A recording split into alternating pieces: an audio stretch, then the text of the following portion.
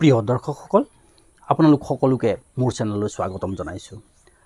মই ইতিমধ্যে ইয়াৰ আগৰ ভিডিঅ'ত যে কি খালে বা কি কৰিলে মানুহৰ আয়ুস কমে বা জীৱনকাল কমে সেই সন্দৰ্ভত আপোনালোকৰ দৃষ্টি আকৰ্ষণ কৰিছিলোঁ। আজি মই এটা নতুন বিষয় লৈ এই ভিডিঅ'টো প্ৰস্তুত কৰিবলৈ লৈছোঁ। এই বিষয়টো হৈছে যে কি খালে বা কি কৰিলে মানুহৰ বয়স অৰ্থাৎ মানুহৰ যি জীৱনকাল বা আয়ুস সেইটো বৃদ্ধি হয়। তো এই বিষয়লৈ মই আপোনালোকৰ দৃষ্টি আকৰ্ষণ কৰিব বিচাৰিছোঁ। প্ৰিয় দৰ্শকসকল, যদি এই উপায়সমূহ আপুনি কৰে তেন্তে ভাল, আৰু যদি কৰিব নোৱাৰে তেন্তে কিন্তু সেইখিনি আপোনাৰ ওপৰত কথা। কিন্তু কৰিব পাৰিলে ভাল, মানে আয়ুস বৃদ্ধি হয় বুলি কোৱা হয়। যদি কৰে তেন্তে ভাল, আৰু যদি নকৰে তেন্তে সেইটো আপোনালোকে নিজে বুজি ল'ব। এতিয়া কথা হ'ল যে আমাৰ অসমীয়াতে কোৱা হয় বোলে মানিলে ধান নামানিলে পতান। অৰ্থাৎ যদি আপুনি মানে কথাটো সঁচা বুলি তেন্তে ই আপোনাক ফল দিব, আৰু যদি আপুনি এইটো মিছা বুলি উৰুৱাই দিয়ে হয়তো সেইটোৱে ফল নিদিয়ে। গতিকে আমি প্ৰথমে আহোঁ যে কি কৰিলে বা কি খালে যে মানুহৰ আয়ুস অৰ্থাৎ জীৱনকাল বৃদ্ধি হয়। আপোনালোকে যদি আমাৰ এই চেনেলটো জ্ঞানম অল ইয়াক যদি ছাবস্ক্ৰাইব কৰা নাই তেন্তে আপোনালোকে নিশ্চয় এই চেনেলটো ছাবস্ক্ৰাইব কৰিব, আৰু কাষত থকা বেল আইকনটো ক্লিক কৰিবলৈ নাপাহৰিব। আমি এনেধৰণৰে ভিডিঅ' আপলোড কৰি থাকোঁ, আৰু আপুনি বেল আইকনটো ক্লিক কৰিলে আপোনালৈ প্ৰথমে নটিফিকেশ্যন যাব, আৰু যাৰ ফলত আপুনি ভিডিঅ'টো প্ৰথমে চাব পাৰে। গতিকে সকলো দৰ্শকক মই আমাৰ এই চেনেল জ্ঞানম অল ছাবস্ক্ৰাইব কৰিবলৈ অনুৰোধ জনাইছোঁ। এতিয়া আহোঁ মূল বিষয়টোলৈ, যে কি খালে বা কি কৰিলে মানুহৰ আয়ুস বৃদ্ধি হয়। প্ৰথম কথাটো হৈছে আমি যিটো বিষয় নাজানো যে সেই বিষয়টো হৈছে যে দিনত শুলে মানুহৰ আয়ুস কমে, মানে নাবাঢ়ে, আয়ুস বৃদ্ধি নহয়। দিনত যদি শোৱাৰ অভ্যাস আছে তেন্তে সেই দিনত শোৱাৰ অভ্যাসটো পৰিত্যাগ কৰক আজিৰ পৰাই। গতিকে দিনত শুলে মানুহৰ আয়ুস কমে। গতিকে এনেই শুব পাৰে, কিন্তু টোপনি যাব নালাগে। গতিকে নিয়মীয়াকৈ যদি দিনত খোৱাৰ অভ্যাস যাৰ আছে, ধৰি লৈছোঁ কোনোবাই নিয়মীয়াকৈ টোপনি যায়, কোনোবাই সদায় টোপনি যায়, সদায় শুৱে দিনত, তেতিয়াহ'লে কি হয়, তেওঁৰ যি জীৱনকাল যি আয়ুস সেইটো কমিব পাৰে। কাৰণ চাওক, মই এটা সাধাৰণ উদাহৰণ দি আপোনালোকক কথাষাৰ বুজাই দিছোঁ।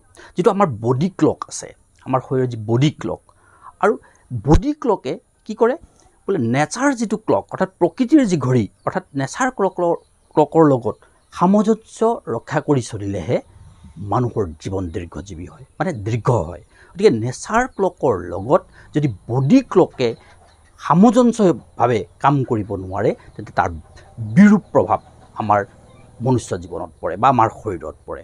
গতিকে নেচাৰ ক্লকৰ মতে নেচাৰ বা প্ৰকৃতি কি হয়, ৰাতি অৰ্থাৎ ৰাতিহে নেচাৰ ক্লকে মানুহক শুবলৈ দিছে। তাৰ ব্যতিৰেকে আমাৰ বডি ক্লকটোৱে যদি মানুহ যদি দিনত শুই দিয়ে তেতিয়াহ'লে কি হয় যে বডি ক্লকে নেচাৰ ক্লকৰ অপজিটভাৱে কাম কৰিবলৈ লয়, অৰ্থাৎ বিপৰীত ধৰণে কাম কৰিবলৈ লয়, যাৰ ফলত মানুহজনৰ ওপৰত ইয়াৰ বিৰূপ প্ৰভাৱ পৰে। এতিয়া বহু ছাত্ৰ ছাত্ৰীয়ে আমি দেখিছোঁ, যে আমি শিক্ষক হিচাপে দেখিছোঁ যে বিদ্যালয়ৰ পৰা আহি শুৱে। গতিকে এইটো খোৱাটো ঠিক বেয়া কথা নহয়, কাৰণ তেওঁলোকে ৰাতি পঢ়িব পাৰে, গতিকে দিনত শুলে ৰাতি পঢ়িব পাৰে, সেইটো কাৰণে কিছু সময় শুৱে। কিন্তু পৰাপক্ষত কিন্তু দিনত মানুহ শুব নালাগে। কাৰণ ছাত্ৰ ছাত্ৰীসকলে শুৱে, তেওঁলোকে যেতিয়া ৰাতি টোপনি নাহে সেইটোৰ বাবে শুৱে, কিন্তু পৰাপক্ষত মানুহে দিনত শুব নালাগে। কাৰণ দিনত শুলে কি হয়, যিটো বডি ক্লকে নেচাৰ ক্লকৰ অপজিটভাৱে কাম কৰিবলৈ লয়, যাৰ ফলত মানুহৰ শৰীৰত ইয়াৰ বিৰূপ প্ৰভাৱ পৰে। গতিকে সেইটো তেনেধৰণৰ কথা। গতিকে দিনত শোৱাটো যদি আপোনাৰ অভ্যাস আছে, গতিকে সেইটো আজিৰ পৰাই পৰিত্যাগ কৰক। গতিকে দীৰ্ঘ জীৱন বিচৰাসকলে দিনত শুব নালাগে, সেইটো এটা ডাঙৰ কথা। এতিয়া দ্বিতীয় কথা হ'ল, বেছিকৈ মাংসাহাৰ কৰিলে মানুহৰ আয়ুস কমে। অৰ্থাৎ বেছিকৈ যি মানুহে সদায় মাছ মাংস কণী এনেকুৱা ধৰণৰ সদায় মাংস খাই থাকিলে, মাংস আহাৰ কৰিলে, মাংসাহাৰ কৰিলে যে মানুহৰ আয়ুস দিনে দিনে কমিবলৈ আৰম্ভ কৰে আৰু মানুহ ৰোগীয়া হয়। গতিকে তাৰ বিপৰীতে মানুহে নিৰামিষ আহাৰ গ্ৰহণ কৰিলে মানুহে দীৰ্ঘ জীৱন লাভ কৰিব পাৰে। গতিকে নিৰামিষ আহাৰ গ্ৰহণ কৰিব পাৰে। গাখীৰ এনেকুৱা ধৰণৰ বস্তু, নিৰামিষ ফল মূল এনেধৰণৰ বস্তু কিন্তু খালে মানুহে দীৰ্ঘ জীৱন লাভ কৰে। প্ৰিয় দৰ্শকসকল, তৃতীয় গুৰুত্বপূৰ্ণ বিষয়টো হৈছে যে আপুনি প্ৰতিদিনাই আধা ঘণ্টা বা 15 মিনিট হ'লেও আপুনি আহঁত গছৰ তলত বহাৰ অভ্যাস কৰক। যদি আপুনি এইটো কাম কৰিব পাৰে তেন্তে নিশ্চিতভাৱেই আপুনি দীৰ্ঘজীৱী হ'ব আৰু দীৰ্ঘ জীৱন লাভ কৰিব। এতিয়া চাওক, কি কাৰণে আহঁত গছৰ তলত বহিলে মানুহে দীৰ্ঘ জীৱন লাভ কৰে? তাৰ মূল কাৰণ হৈছে যে আহঁত গছ হৈছে পৃথিৱীৰ একমাত্ৰ এনে গছ যি 24 ঘণ্টাই অক্সিজেন প্ৰদান কৰে। গতিকে আমাৰ শৰীৰত অক্সিজেনৰ যি পৰিমাণ কমি নাযায়, তাৰ বাবে আমি দিনত পৰাপক্ষত পাৰিলে বেছি সময় আপুনি বহক, এঘণ্টামানেই বহি দিয়ক বা আধা ঘণ্টাতকৈ বেছি এঘণ্টাও বহি দিয়ক বা বেছি সময়ো বহি দিব পাৰে। কিন্তু নোৱাৰিলেও আপুনি কম সময়ৰ বাবে হ'লেও আপুনি আধা ঘণ্টা সময় হ'লেও আপুনি আহঁত গছৰ তলত বহাৰ অভ্যাস কৰক। আৰু যিসকলে আহঁত গছৰ তলত বহাৰ তেওঁলোকৰ সুবিধা নাই, তেওঁলোকে যেতিয়াই সুবিধা পায়, যেতিয়াই তেওঁলোকৰ সুবিধা হৈছে বা যেতিয়া তেওঁলোক গাঁৱলৈ গৈছে বা তেওঁলোকৰ ওচৰত আহঁত গছ যদি তেওঁলোকে পায়, তেন্তে তেওঁ সময় পালেই তেওঁ কিন্তু সেই ঠাইত গৈ আপুনি বহিব পাৰে। আৰু তেতিয়া কি হয়, তেওঁৰ যিটো ফাংচনিং, যি শৰীৰৰ ফাংচনিং, যি অক্সিজেনৰ যি তাৰতম্য, সেইটো নিয়ন্ত্ৰণলৈ আহে আৰু যাৰ যি সাম্যতাটো ঠিকে থাকে। গতিকে এইটো অতি গুৰুত্বপূৰ্ণ কথা। আপোনালোকে সম্ভৱ মোক প্ৰায়েই এই গছৰ তলত দেখা পাইছে যে এই গছজোপা, মোৰ পিছত যি গছ আছে, এই গছজোপা হৈছে আহঁত গছ আৰু মই প্ৰায়েই এই আহঁত গছৰ তলত বহোঁ। প্ৰিয় দৰ্শকসকল, চতুৰ্থ গুৰুত্বপূৰ্ণ দিশ হৈছে দিনত আহাৰ খোৱাৰ পিছত অলপ দৈ খালে মানুহে দীৰ্ঘ জীৱন লাভ কৰে। অৰ্থাৎ দিনত আহাৰ খোৱাৰ পিছত, খাদ্য গ্ৰহণ কৰাৰ পিছত যদি আপুনি অলপ দৈ খাব পাৰে, কিছু পৰিমাণে আপুনি যদি দৈ খাব পাৰে, তেন্তে ই আপোনাৰ যি আয়ুস বা যি জীৱনকাল সেইটো বৃদ্ধি কৰে। কিন্তু ৰাতি দৈ খালে মানুহৰ আয়ুস কমে। অৰ্থাৎ ৰাতি যদি আপুনি দৈ নাখাব, ৰাতি যদি আপুনি দৈ খায়, তেতিয়া কিন্তু কি হ'ব পাৰে, ইয়াৰ বিৰূপ প্ৰভাৱ পৰিব পাৰে।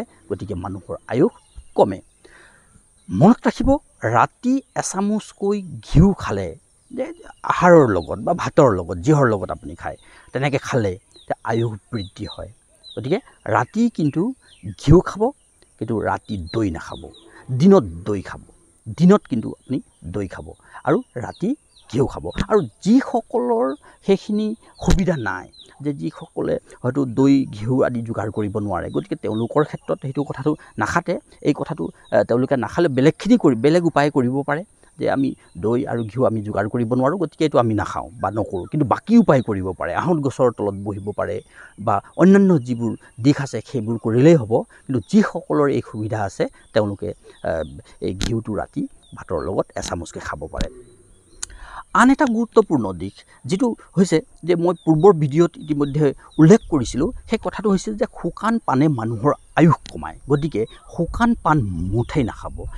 শুকান পাণ খালে মানুহৰ আয়ুসটো কমি যায়, আৰু সেইকাৰণেই আপুনি শুকান পাণ মুঠেই নাখাব, তেতিয়াহে আপোনাৰ আয়ুসটো বৃদ্ধি হ'ব। আৰু লগতে তাৰ লগত কিছুমান কথা আমি জনা কথাই, কিছুমান মই নতুনকৈ আৰু ক'বলৈ নাযাওঁ। যে মৌ জোল খোৱাটো ভাল, যে যোগাভ্যাস কৰাটো, এক্সাৰচাইজ এইবিলাক কৰাটো ভাল, ৰাতিপুৱা সোনকালে উঠিব লাগে, ৰাতিপুৱা সোনকালে ব্ৰহ্ম মুহূৰ্তত উঠিলে আয়ুস বৃদ্ধি হয়। এইখিনি কথা সকলোৱে জানে, এইবোৰ কথা মই নতুনকৈ ক'বলৈ যোৱা নাই। মই যিটো বিষয় ক'বলৈ গৈ আছোঁ, সেই বিষয়টো হৈছে যে আমি সকলোৱে সদায় আমি বাথৰুমত যাওঁ, আৰু বাথৰুমত গৈ পিনে আমি গা ধুওঁ, আৰু সদায় দমকলৰ পানীৰে বা কুঁৱাৰ পানীৰে আমি সদায় গা ধুওঁ। গতিকে মই এই প্ৰসংগটো মই স্নান কৰা বা গা ধোৱাৰ ওপৰত মই ক'ব বিচাৰিছোঁ। এই কথাটো হ'ল, ঠিক সদায় বাথৰুমত গৈ গা ধুই থাকিলে, মানে গা ধোৱা ঘৰত গৈ আমি সদায় গা ধুই থাকিলে মানুহৰ আয়ুসটো কমে। মনত ৰাখিব যে বছৰত নোৱাৰিলেও এদিন হ'লেও আপুনি বোৱতী নৈত বা বোৱতী বৈ থকা পানীত, বোৱতী পানীত গা ধুব লাগে। এইটো মষ্ট ইম্পৰ্টেণ্ট কথা যে বছৰত এবাৰ হ'লেও বোৱতী নৈত গা ধুব পাৰিলেতো সদায় ধুব কিন্তু যিসকলৰ সুবিধা নাই যে নদীত গা ধুব নোৱাৰে সেইসকলে কিন্তু তেওঁলোকৰতো সুবিধা নাই গতিকে নোৱাৰে কিন্তু যিসকলৰ সুবিধা আছে যে তেওঁলোকে কিন্তু নদীত গা ধুলে কি হয় বোৱতী নদীত গা ধুলে মানুহৰ যিটো ফাংচনিং বডিৰ যিটো ফাংচনিং সেইটো ঠিক ঠাক হৈ যায় ভাল হৈ যায় ফলত তেওঁলোকৰ দীৰ্ঘ জীৱন লাভ হয় কিন্তু সদায় বাথৰুমত গৈ পিনে গা ধুলে কি হয় ভিতৰৰ পানীখিনি সদায় ব্যৱহাৰ কৰি থাকিলে যিমান তাৰ পৰা বেনিফিট পাব লাগে সিমান বেনিফিটটো নাপায় গতিকে বছৰত এবাৰ হ'লেও বোৱতী নদীত গা ধুব পাৰে আৰু পাৰিলেতো সদায় ধুলে ভাল কিন্তু যিসকলে সাঁতুৰিব নাজানে নগৰ চহৰৰ মানুহ সেইসকলে আকৌ বোৱতী নদীত গা ধুবলৈ গৈ বিপদত পৰিব পাৰে গতিকে সেইসকলে কৰিব নালাগে গতিকে সেইসকল কিন্তু মই আহ্বান জনাইছোঁ যিসকলে সাঁতুৰিব নাজানে সেই ব্যক্তিসকলে আকৌ নদীত গা ধুব লাগে বুলি গৈ যদি অঘটন ঘটে তেতিয়া আকৌ বৰ ডাঙৰ কথা হ'ব গতিকে যে যিসকলে পাৰে ইয়াৰ মেক্সিমাম পইণ্টছবিলাক কৰিব পাৰিলে ভাল যে যিখিনি আপোনাৰ কৰিব পৰা ভিতৰত আছে যে এইকেইটা পইণ্টছ মই কৰিব পাৰোঁ যে সেইখিনি কৰিব আৰু যিখিনি আপুনি নোৱাৰে যিখিনি আপোনাৰ সুবিধা নাই সেই সুবিধা নথকা যিখিনি পইণ্টছ সেইখিনি নকৰিলেও হ'ব গতিকে এইখিনি মই আপোনালোকক অৱগত কৰিলোঁ last but not the least যিটো মই বিষয় ক'বলৈ গৈ আছোঁ সেইটো হৈছে ইউৰিন থেৰাপি অৰ্থাৎ মোৰ ভিডিঅ'বিলাকত আপুনি প্ৰায়ে হয়তো শুনিছে ইউৰিন থেৰাপিৰ কথা শুনিছে যে নিজৰ মূত্ৰপান কৰাৰ কথাটো মই প্ৰায়ে কৈ থাকোঁ আৰু এইটো খুব বিতৰ্কৰ সৃষ্টি হয় তাই মই শেষ পৰ্যায়ত অন্তিম মোৰ বিষয় হিচাপে মই যাৰ ডায়েবেটিছ নাই বা যি নিয়মীয়াকৈ ডাক্তৰৰ ঔষধ সেৱন কৰি থকা নাই বা যি মদ্যপান নকৰে তেনেকুৱা সুস্থ মানুহৰ ক্ষেত্ৰত বা যি সুষম আহাৰ খাই থাকে তেনেকুৱা সুস্থ মানুহৰ ক্ষেত্ৰত নিজৰ মূত্ৰ দিনত অতি কমেও দুবাৰমান ৰাতিপুৱা এবাৰ আৰু গধূলি এবাৰ নিজৰ মূত্ৰপান কৰিবলৈ মই পৰামৰ্শ দিছোঁ যদি আপুনি নিয়মিতভাৱে নিজৰ পেচাবটো আপুনি পান কৰিব পাৰে ৰাতিপুৱা আৰু গধূলি তেন্তে ই দীৰ্ঘ জীৱন আৰু 100 বছৰ পৰ্যন্ত পৰমায়ু পায় গতিকে এই কথাটো ক'লোঁ কিন্তু এই বিষয়খিনি কোনো মই বিতৰ্কৰ বাবে এৰি দিয়া নাই এই বিষয়খিনি আপোনালোকৰ জ্ঞাতাৰ্থে আপোনালোকৰ মংগলৰ বাবে মই এই বিষয়টো আগবঢ়াইছোঁ আপোনালোকে এই বিষয়টো অতি গুৰুত্ব সহকাৰে মানি ল'ব বুলি মই আশা কৰিছোঁ যে ইয়াত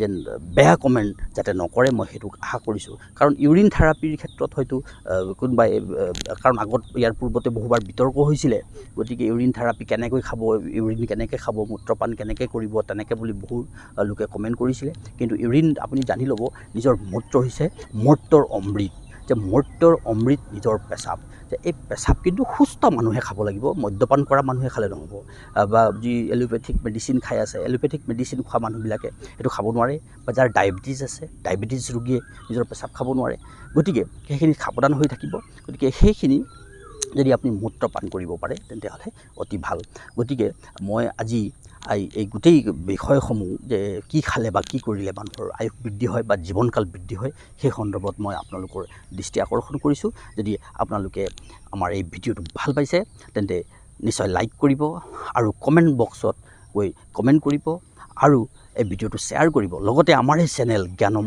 অল যিটো আপোনালোকৰ মংগলৰ বাবে বা মই সমাজ সেৱাৰ বাবে এই চেনেলটো মই খুলিছোঁ গতিকে আপোনালোকে এই চেনেলটো ছাবস্ক্ৰাইব কৰি ল'ব বুলি মই আশা কৰিলোঁ গতিকে আজিলৈ আহোঁ সকলোৰে জীৱন মংগলময় হওক সুদীৰ্ঘ জীৱন প্ৰাপ্ত হওক ভগৱানৰ ওচৰত প্ৰাৰ্থনা কৰিছোঁ ধন্যবাদ গুড বাই